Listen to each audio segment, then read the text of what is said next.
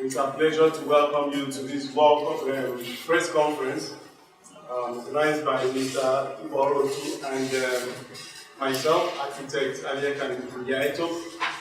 We, by way of introduction, were the only other two candidates on the ballot outside of APC and PDP. I believe it's common knowledge by now that out of the 45 candidates, 41 did surrender their mandate, leaving 4 candidates, the APC candidate, the PDP candidate, and the 2 of us. And today we have come to narrate our experiences. And Mr. Iboro too has graciously accepted that I will start, maybe in respect of my gray hairs, to give you the experience that I had. The first is, why did I get into the race? I have been in this country since 1999. I've been an active participant on all the processes of electioneering. And somewhere along the line, in 2007, you're all aware that I contested the governorship of this state. And after that, in 2010, I became non-partisan. And in 2015, I helped to birth a political party, a Young Democratic Party. The reason was simple. I believe that party is government, either in waiting or in action. And that's what drove me, looking at the way things were, to be able to bring a party that would have specific ideologies and operate on different principles, which was why I left the PDP in the first instance. That's a long journey, but in 2019, I decided to contest the governorship of this state. And I made it very clear, most of you were with me, when I told you that we need to have ideology-based political system. We cannot just, canvass for votes, get votes, run as we like, go another 4 years, repeat the cycle. It doesn't make sense. Having looked at the issues on ground, I realized that the political system that we run is top to bottom, is government of the rich, for the rich, by the rich, using the poor. And for me, that wasn't okay.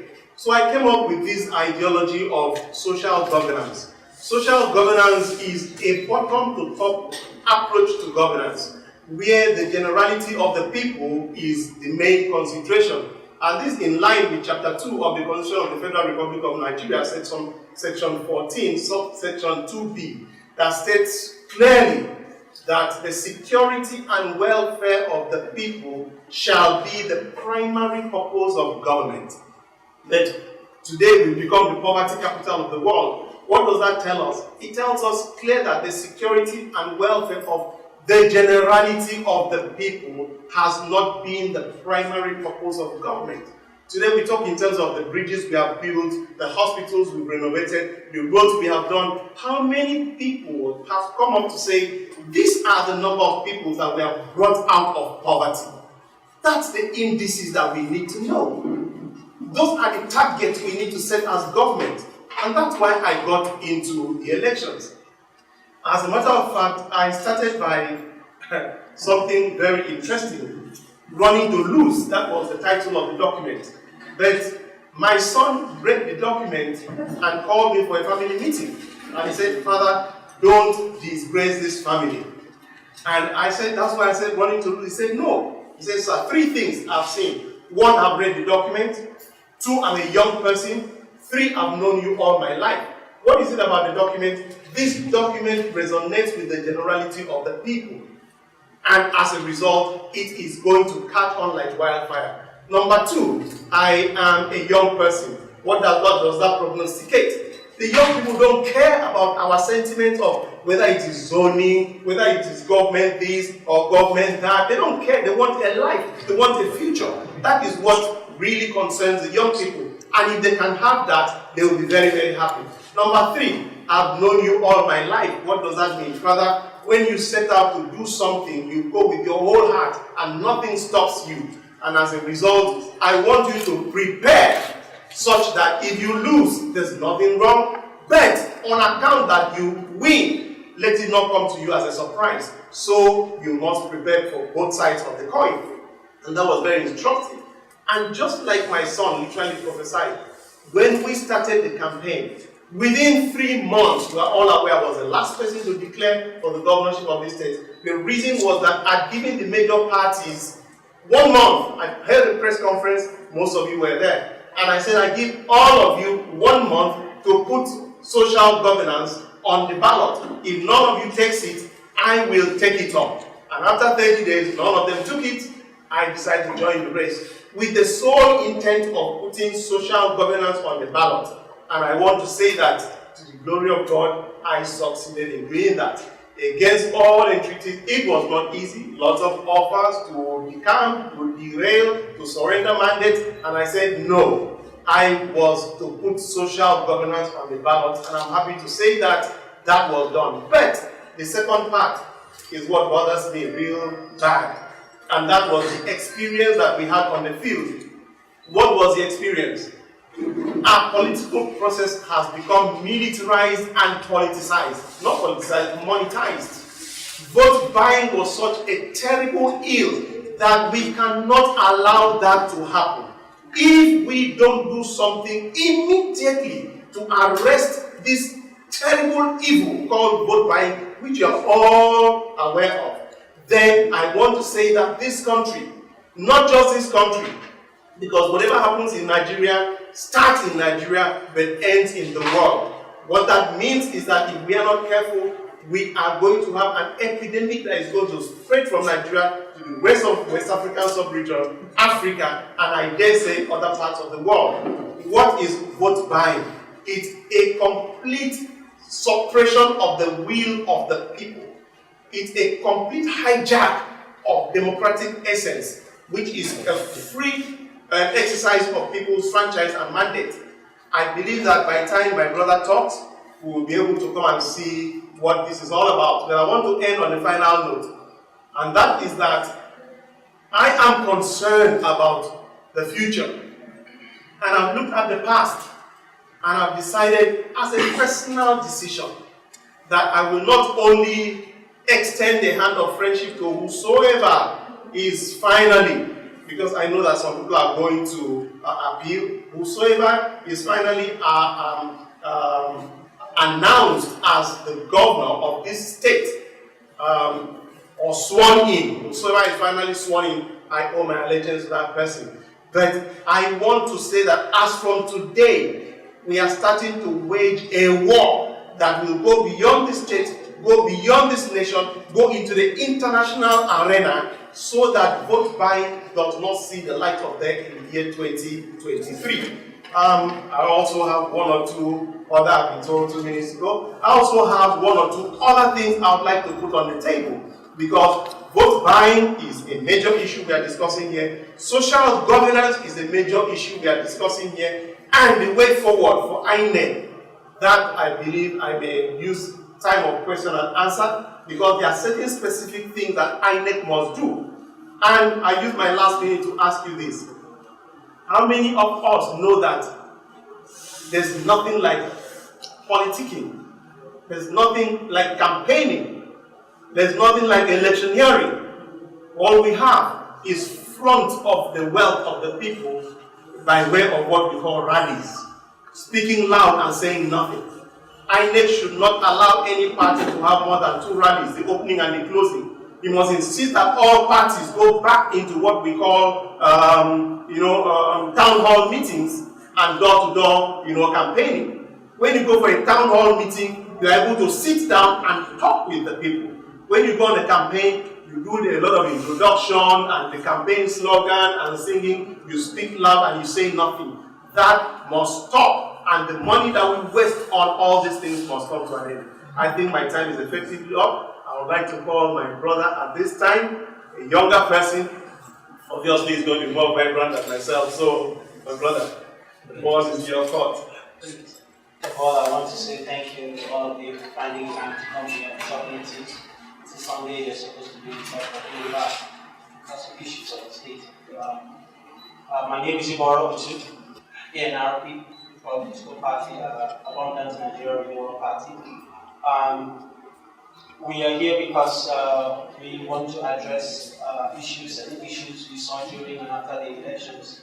I'm teaming up alongside my dear brother, Architect Nya-Etok. We have known ourselves for a while, but it really started after the DVC debate, which we all are aware of. We started comparing notes and we realized that what we stand for, community development and social governance, our ideals are same. And so when we got in the field and came back after the elections, we also realized that we faced the same challenges. I won't want to go back and address many of the issues he's addressed.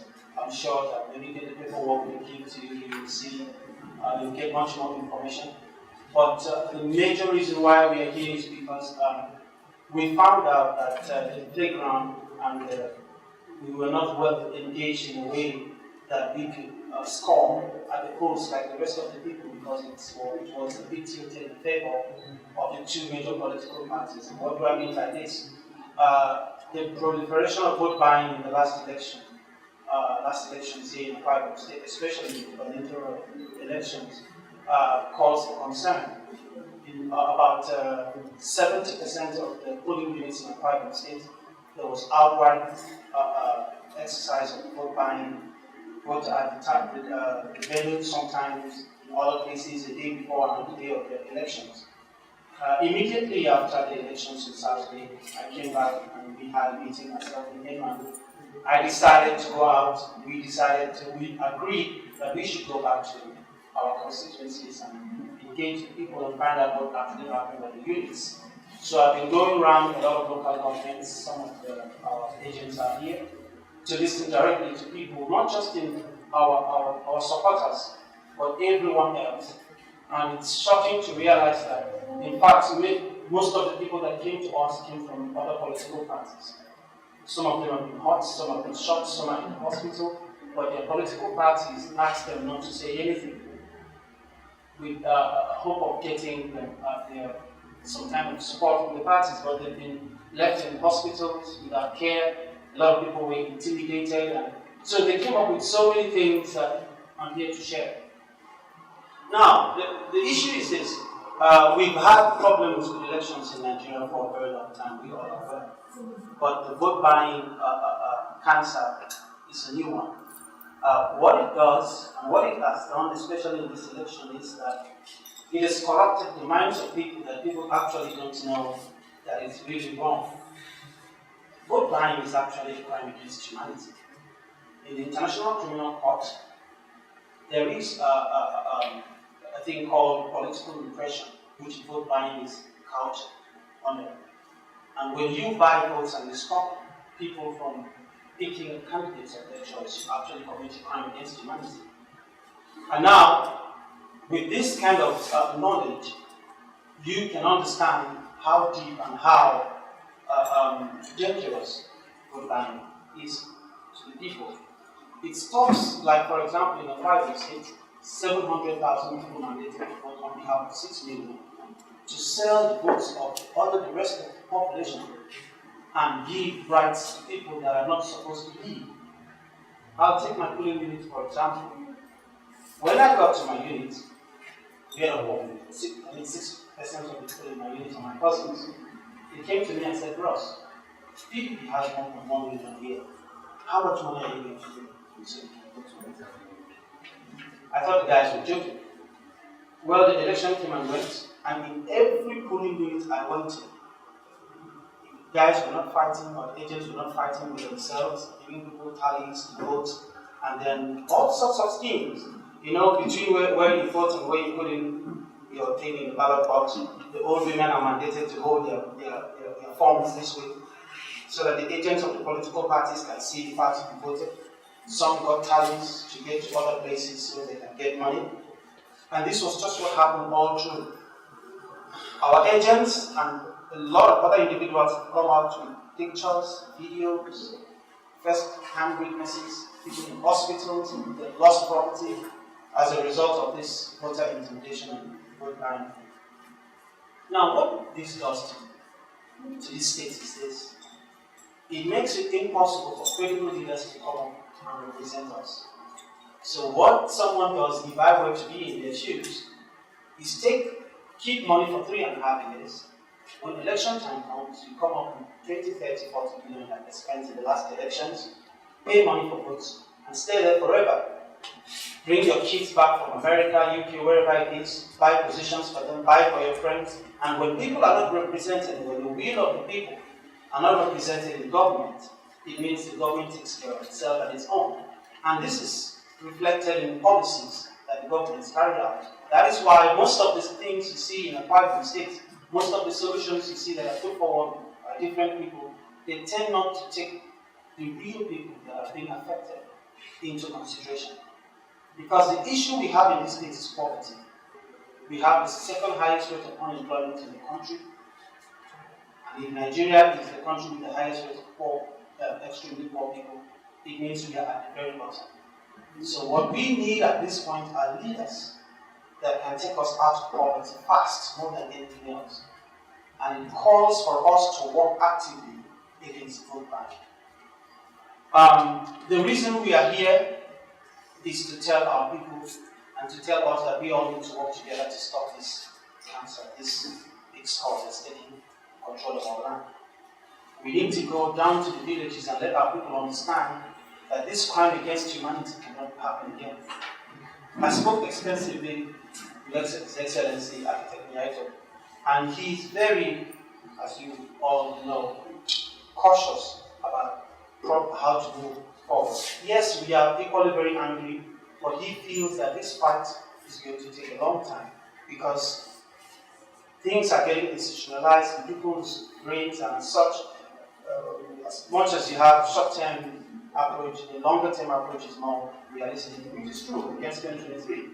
But for me, I'm so pained about the results of the elections because I feel the votes that they bought will be my votes and his votes and the votes of the white people. So I've mandated upon myself to challenge the results and the outcome of this election in the tribunals. I feel that this should be heard nationally and internationally and spotlighted, and issues should be brought forward so we can kill this thing. And as it progresses, depending on how things turn out, I am very willing, and we've started the process already, to approach the International Criminal Court to put to play a crime against humanity which covers vote buying and punish leaders, punish individuals, punish people who go out there to polling units to pick other people, intimidate them, buy their votes, and bring their friends and their colleagues into power. It doesn't matter if APC is in power or PDP is in power. The issue is this: the process was not fair. We could not compete favorably, and as such, it reflected directly in the results. The federal government of Nigeria, especially the president, whose body language and rhetoric stands directly against vote buying and against voter intimidation, this is what gave us the confidence to come in the race and engage. We are very confident, I am very confident, looking at how things are unfolding in the country, that the government of this country at the federal level will stand with us to make sure we fight this thing to the end. So I want also to thank us all that came out to vote regardless of all the issues and the problems, and because in so many local governments in the Akwa Ibom State there were issues of gunshots and challenges, that we shouldn't give up, because democracy and elections are the only way we can get the right leaders that will take us to where we need to go. So I guess there are some areas I have not covered, but when we come to take questions and answers, we should be able to address these issues comprehensively.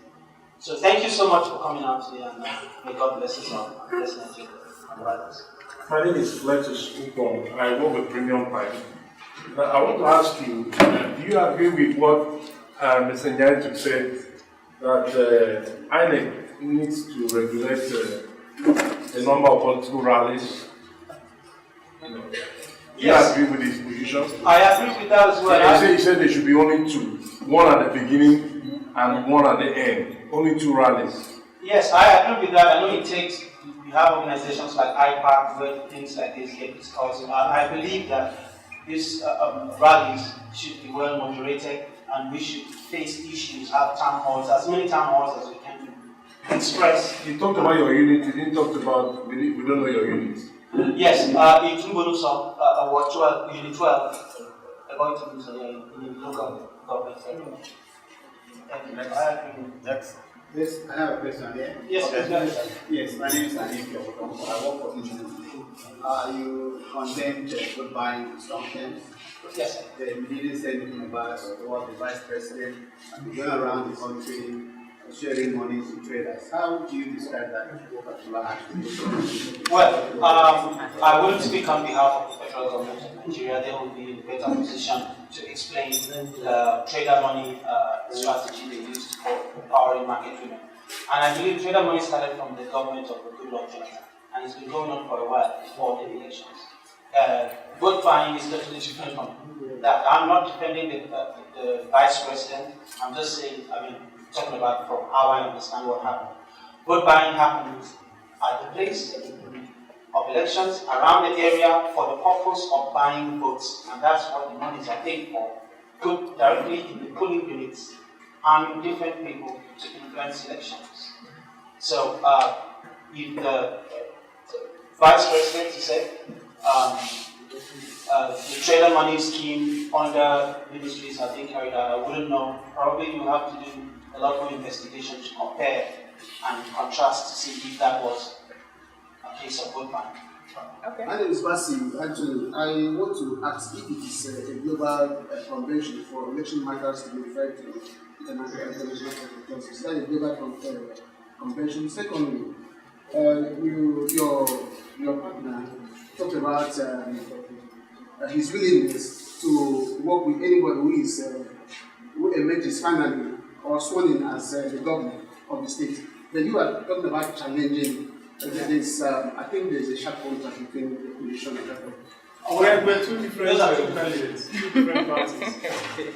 Yes, I am going to challenge the outcome of the elections because of the process. And whoever, because I know other parties are also going to court. However it pans out, whoever emerges as the governor of Akwa Ibom State ultimately, you have to understand that the progress of Akwa Ibom State is more important for us. We will work, we will find ways to work together to get this state to where it has to be. But for the process, the electioneering process, which wasn't well taken care of during the last elections, we owe it, I feel, and we agree that we owe it to our people to represent them. And I'll give you, again, I'll address more on that point. The people that have lost so much, some people need to be accountable. We need to discuss these issues, solve those problems, take care of the houses, the cars, the courts, and the pain that we caused, and penalize people who caused them, so that we can have good elections going forward. So I think I'll use this opportunity to also appeal to individuals that were hurt in one way or the other, who know people who have first-hand experience in the process, to come out and approach us with their evidence. It doesn't matter what political party you belong to. This is not a political party thing. It's about the safety of our Ibom people and the security of our people and the process of elections. Yes, it's political aggression. Yes, it's couched directly under crimes against humanity, which anybody can report, even you. So we are using this opportunity to highlight this issue and take it to where justice will be served. Okay, so I'm Chairman of the Vanguard newspaper, still on the issue of vote buying. What did your party or you do, ahead of the elections, to sensitize the electorate against vote buying? The issue of vote buying. Against vote buying? Yes. Yes, we did all the traditional things: posting, having town halls, discussing with people, having rallies, engaging our agents. We did the best we could. But when someone has more money than you in an environment where there is a lot of poverty, and there are so many limitations around that. That's why we need the will of not just the Nigerian government, but the international community to look at this issue and punish the perpetrators very well so that it can stop. Me and you can do so much, but with a lot of influence from the outside, because, for example, governments that get involved in this can easily be stopped from accessing international loans and grants and all sorts easily. And this can be painful enough to stop them from buying goods in the next elections. Mr. Tu, we wouldn't know whether you are presidential Introduction. My name is Joe Ezekiel. I work for the Sun. Because there were so many presidential candidates and so many of them stepped down, and we wouldn't know whether your own presidential candidate also stepped down. No. Okay, and I will also know whether you intend the 42 persons that stepped down in Akwa Ibom State to have done that out of the influence of vote buying, because vote buying can come in a way, in different forms. That is true. I wouldn't want to say a lot about that, but I mean, it's an allegation. I heard that a lot of money was offered, monies were offered to these individuals to step down for the governor. It's news everyone knows on the street, but I wouldn't speak for anyone for them. You probably would have to ask them and see if that's why they made the decision. However, we have to go on. We stood by our word. I stood by my word. Nya-Etok stood by his word to represent the people, and here we are. I strongly believe that the will of the people and the need to serve our people so we can get them out of poverty is more important than any personal gain. And that whoever does that will have the name etched in history for a very long time. So I think that is enough to drive us to do the right thing moving forward. My name is Iboro. Yes, sir. I write for the Central Newspaper. Apart from massive vote buying and reckless brutality that characterize the just concluded contestation, I call it contestation because I don't see it as election. Okay. One major influence to the outcome of election is zoning of political parties to different political formations. And both of you are from Gubernatorial districts. Don't you know that the zoning arrangements might have influenced the decision of voters in the just concluded contestation? Yes, that's a very smart question. But anyway, all our agents and a lot of other agents in other parties have got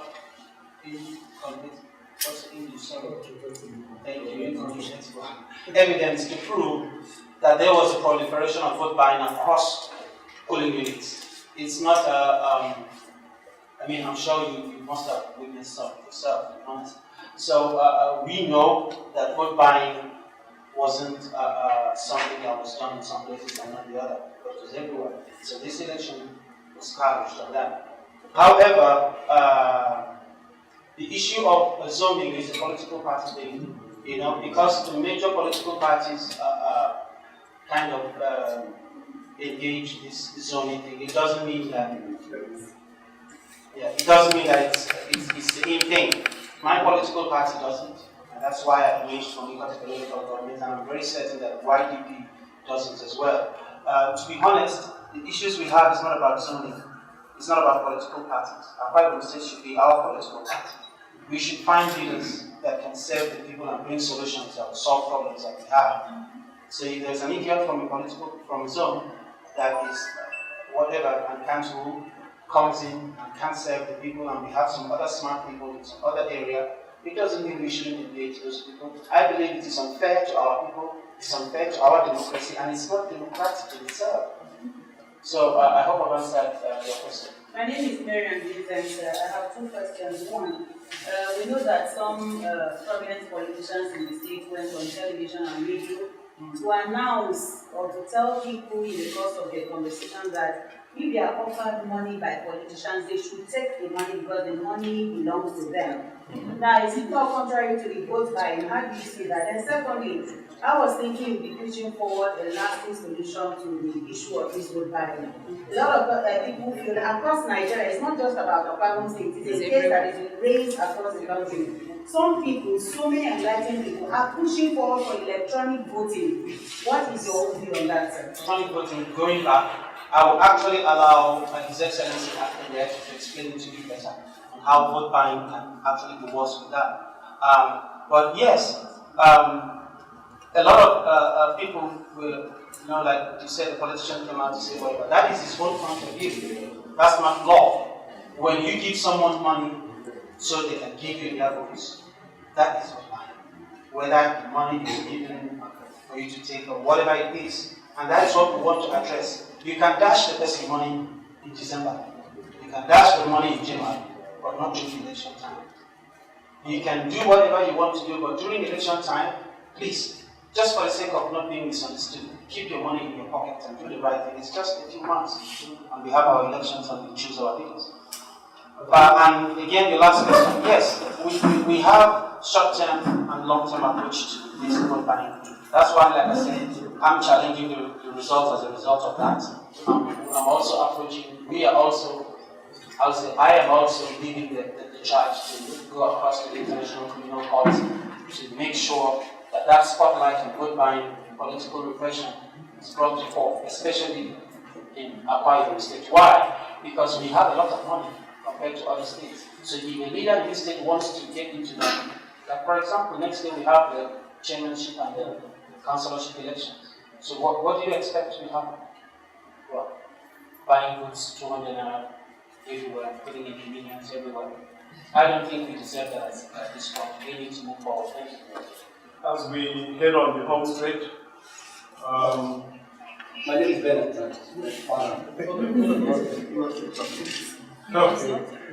Okay, fire. I want to move a little bit away from the vote buying issues. Yes. Elaborate as we discussed before. What is your thought over recruitment of politicians, recruitment process? Do you think that this nation is high time we have electoral reform that has to reflect a proper way of adopting particular candidates to come and compete the election? That's number two. I attended a meeting I saw sometime in Bradford where all the political parties, governors were operating. And I observed that two of them were not in that particular vote. Now, I raised a question, I'm going to say ask you. Do you think, are you worried or concerned that most of these people who so much people are trusted ended up dropping their candidates? And then do you worry that ahead of time from now, do you think if some of them have stood to the end to support the same cause, that there would have been more unified voice in the issue of globalism? Okay, let me just wrap the two questions and hit as fast as I can. Please, I want us to, this is the best place I could address this issue. Number one, we have about 91 parties. Please just follow me very, very carefully. We have about 91 parties. All you need to do is to go to one obscure party, obscure in parentheses, maybe not popular here, and say, let me be your candidate and popularize your party in my state. And they'll be too glad to give you a ticket. You collect that ticket and put in your pocket and wait. When elect, you don't print one poster, you don't do anything whatsoever, but your name is there on INEC list as a candidate governorship. And then the time normally comes for endorsement. They are going to send for you. And without you spending a dime, you are going to get something in the neighborhood of 5 million naira. Is that not good business? What that means is that they are not going to have people who are interested in contesting with people who are waiting to endorse. Now the risk is that we are now going to have 91 parties on the ballot. And that's going to make it difficult. Look at Akwa Ibom, from 45 to 4. So my suggestion is this. One, let INEC mandate every single party to have membership registered based on two categories of membership, active and passive. Active means you can vote. That means you have a PVC.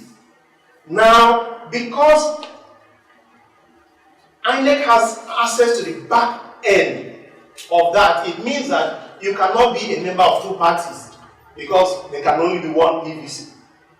Now, what that makes it important is that 1 year to election, INEC will open a portal for every party member to vote. The top 20 parties should be the parties that will be on the ballot. Now, what that means is that every party has 3 years to go around canvassing membership, which is what should be an active membership. Because we are not going to have more than 20 parties on the ballot. I think that is long enough. If you cannot come among the first 20, it means that you can't even win. So contesting should now be based on the fact that there will be 20 parties on the ballot.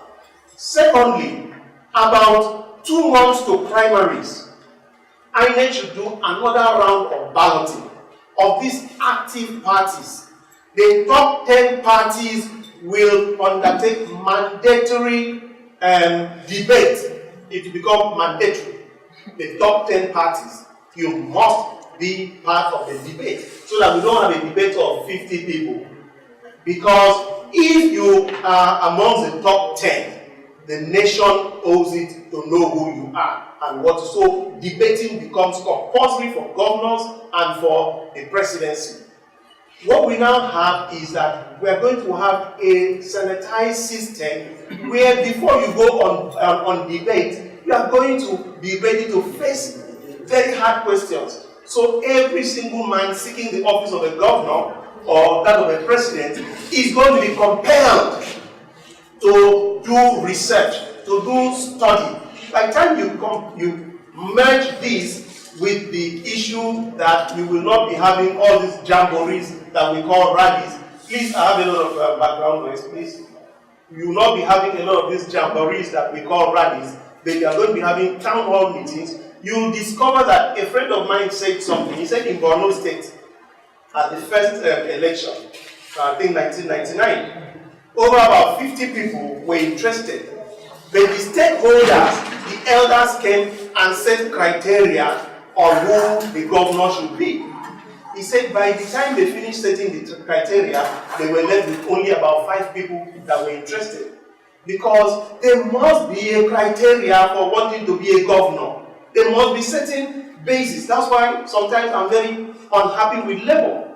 Because by the time somebody wants to be your governor, subject the top 5 according to your own rating. Bring them to talk to you.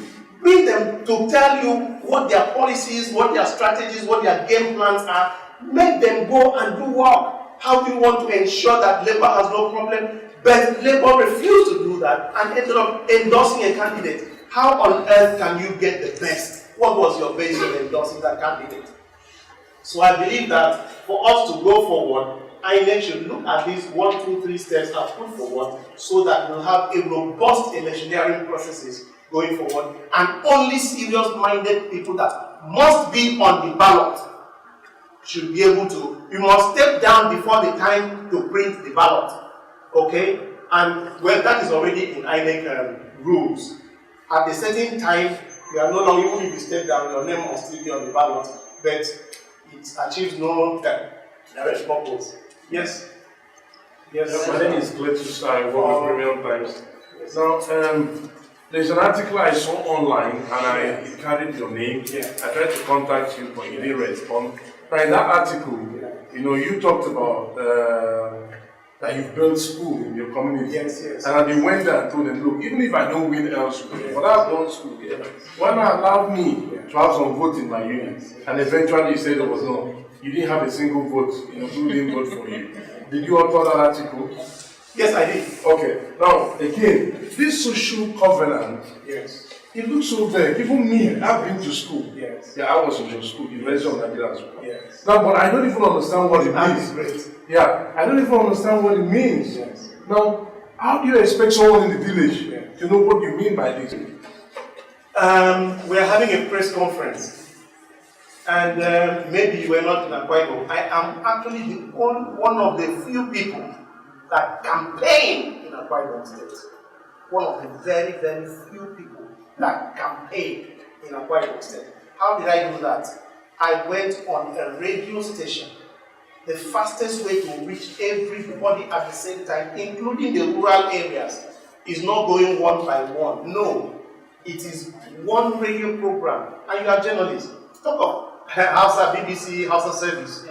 Every single Laboki has whatever. You know what I did? I spoke for 60 hours. 60 hours. Every single day, Monday to Saturday, I took 1 hour at the same time. I called in Nya-Etok 10 to 11. And I did it for 60 days. It was 64 or so, but for 4 days I was not there. I interacted with the people. They asked me questions, they told me what their problems were. I was the most ready person, in my opinion, that compared to the other two people. I can say that because if you shocked that you ask another person, a small person in the village, what is social governance? Government then maybe he get benefit. That's right. You understand me? And that is the meat of social governance. We have 7 fundamentals, we have 4 hashtags. It's a well documented, in the most general sense, it is government that is bottom to top and not top to bottom. As at today, Nya-Etoks are those occupying government house, going to eat, going to enjoy. But that should not be the case. Government should be about the generality of the people. And because we are doing top to bottom, instead of bottom to top, that will become the poverty capital of the world. Are you going to the tribunal? Are you going to the tribunal? No. Nya-Etok is not. I don't have. My money has finished. I don't have money. Okay. I think that's the easiest answer. As a follow-up, Yes, sir. I would like to find out from you whether you can give examples where this social governance is in practice in the world. Where is it in practice? Social governance is a political ideology. There was a time that people were practicing socialism, which we are all aware of. But no, socialism is welfarism, primarily. Okay? But we are talking of a government that seeks to create the middle class, not by pulling the poor, the rich down, but by pulling the poor up. Socialism does not actually encourage capitalism. But social governance encourages capitalism. You create an enabling environment for the rich man to get richer, and you tax him, and you use that tax to empower the poor. It's a cut and fill operation where your primary purpose is to make sure that the poor is brought out of. India very easily has a target of the number of people they want to bring out of poverty, annually. That is a practical demonstration of social governance. UK does. UK does. Thank you. Governance. Yes. We have. Let me. Yes, sir. So my question is, this ideology of social governance is just coming to be. Yes, sir. Maybe in Akwa Ibom State, can say Nigeria. Yes. Now, the 2019 election has been conducted and we saw the outcome. But now, going forward, how do you intend to ensure that this social governance, the idea of social governance, will be or is something that we will see come 2023? Thank you. In fact, God had the reason why He made that question the last question. I am, for 30 years, there was no mention of the word social housing in Nigeria. No mention. In the whole of national housing policy, there wasn't one word called social housing. I took on the battle of social housing for almost 30 years. And today, social housing is a full chapter in the approved national housing policy of Nigeria. And on the basis of that, I was made Housing Man of the Year for the year 2014. So I took up social housing, brought it from nowhere to becoming a national mantra. The president talks social housing, the ministers, the governors, everybody talks social housing. It started with architect Nya-Etok by God's grace. Today, that same hand can only do better. I've taken up social governance. The next thing is to make it a national mantra. And I want to tell you that come 2023, people like Standard Organization of Nigeria, SON, people are going to be fighting over themselves to have the social governance badge on their banners and on their posters, which means I am social governance compliance. Anybody that does not care about the poor should not bother about the vote of the poor. Social governance is about caring for the poor and committing yourself to their welfare. Okay, please. Somebody said that I was to answer something about electronic voting. Please picture this. It's very easy for you to picture this. If Iboro and I keep quiet and don't carry this issue of vote buying to the highest level, and then Mr. President subscribes to electronic voting, do you know what will happen? It will be the easiest thing for the businessmen. What you do, you come to my house when the portal is open. You don't need to hide your vote. You sit down in my bedroom. As you vote, you collect the money and go. Nobody sees you. Nobody knows about it. So, going forward, there will be no need for you as a governor to do anything at all. All you need to do is amass money. And on that day, just people will be hawking. APC 10,000, PDP 11. PDP 11, okay, APC 12. People will be bargaining. You understand me? Or you just come to my house and you go around, bros, which party, YDP, how much are you paying? 5,000. Oh, bros, agents will now go online. You understand me? They will now be, I know that Nigerians are very enterprising. Are you getting me? So we must criminalize vote buying. That's why I can't look at the back. I don't have the capacity. But I'm looking at the forward, and please, we need all of you. If this is what this press conference achieves, it will be more than enough for me. Let all of us. Let me make an appeal I always make to journalists. This is not about holding a press conference and highlighting yourself. This is about our future, collective future as people. That's why we are taking to the international community and say you can't keep quiet and watch this thing, because Nigeria, once it starts in Nigeria, before you know it will enter America. People are coming from America to learn how to, manipulate elections in Nigeria because they think Nigeria has become very good. And we can't be known for such a terrible thing. So I want to appeal to all of us to join hands and all of you become social governance ambassadors. Write it positively, give a positive stance to it, and let us do these things together. I alone, I can't do much. Two of us cannot do much. But when we have the cooperation of the media, please, for the sake of posterity and destiny, thank you very much.